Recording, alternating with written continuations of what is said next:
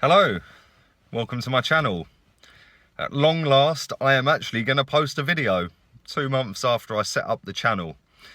I've had a lot of people asking me when I'm going to post content on the channel and why I haven't posted, and I'll be honest, the reason I haven't is because the last couple of months have been absolutely manic. Me and my girlfriend have currently just in the process of buying a house, so everything we're trying to get sorted for that really. And yes, once again I am sat in my car. Those of you that watch the podcasts that I go on know that I spend most of my time sat in my vehicle. So yeah, I thought today, only place to get peace and quiet, I'm just going to go and sit in my car for a little while and do a video and see where we go with it really. So here we go. I hope you all enjoy it. Thanks for watching.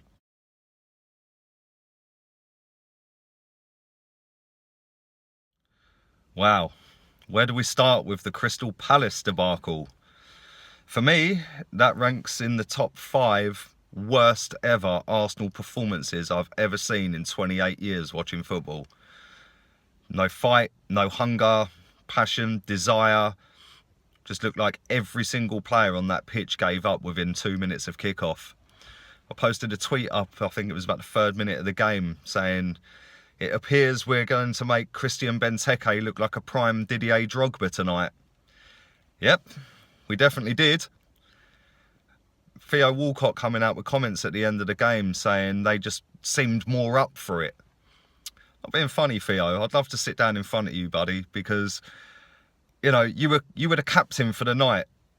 And yes, whilst I admire your honesty, coming out with a fucking statement like that just seems to wind it up even more. Because if you're the captain for the night and you can see that within a couple of minutes, when a free kick gets given, when the ball goes out of play, half time, whenever in the game it may be, your job as captain is to rally the troops and get a bit of fight back in the team and put a performance and a shift in. Didn't see a single player put a performance in. Every single one of them players should hang their heads in shame at that performance. It was a disgusting performance.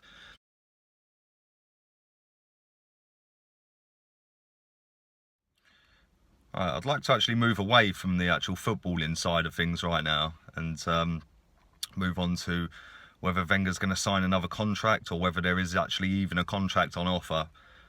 Because personally, I don't believe he has been offered a new contract. Every time he's been interviewed, he gets angry, he gets a bit moody and starts throwing out his Champions League record at the reporters and starts going on about, yes, but top 4, I've never slipped out of it, and now you realise now we're not in it, how hard it actually is, and you thought it was easy.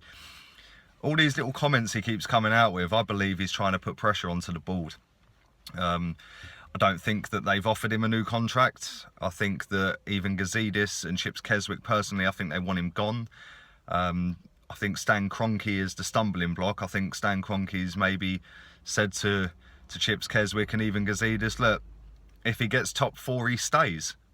Hence why there hasn't been a decision made yet, hence why it's dragging on and on and on, and everyone's left in limbo. But one thing I will say here is, at the end of the day, that should not be an excuse for the players who are paid by Arsenal Football Club to go out and put in piss poor performances week in, week out for months now. Yeah, and we're not talking about, you know, squad players. We're talking about regular first team players that are so-called world-class footballers. You know, our fans big up these players and they've been missing for months. Yeah, Sanchez, missing, disappeared.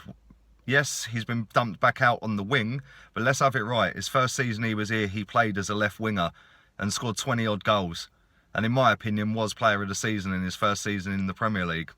But that ain't an excuse. These people are professional footballers. You know, at the end of the day, they should be going out there wanting to win football matches and wanting to perform and wanting to put in better performances for themselves, firstly, and then for the club, secondly. You know, and at the end of the day, we're not seeing any of that.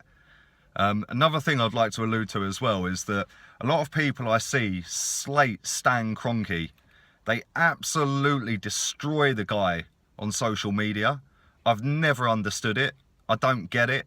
The only thing I gripe with Stan Kroenke is he doesn't push Wenger to go and win trophies. That's the only thing I have a problem with him. People say he doesn't give the money, he doesn't invest, he takes money out the club. Well, have a look at yourselves, people, because when Abramovich took over, everybody said they didn't want an Abramovich. They didn't want an outside investor. We moved to be self-sufficient. We're self-sufficient. And then since 2011, 2012 season, Stan Kroenke has allowed Arsene Wenger to spend £350 million. That's nearly £60 million a season. It's not Stan Kroenke's fault. Stan Kroenke has given him the money. Stan Kroenke don't pick the tactics. Stan Kroenke doesn't train the players or motivate the players. So I think we should get over this Stan Kroenke's the issue, because in my opinion, he's nowhere near the issue. Even Gazidis, if the rumours are true that he's offered his resignation if Wenger stays, then full credit to even Gazidis, because he's actually grown a set and started to challenge the guy who gave him the job in the first place. Yeah, so he may come out of this a little bit of the hero if he does jack and Wenger stays. My problem, my gripes, all my issues fall at the door of Arsene Wenger, because at the end of the day, he's got too big for his boots. Never comes out with anything new, never tries anything new, always comes out with the same old bullshit excuses. I've had enough. I think quite a lot of people have had enough now, and at the end of the day, for the good of Arsenal Football Club, I hope this gets resolved sooner rather than later, because this is only going to get worse.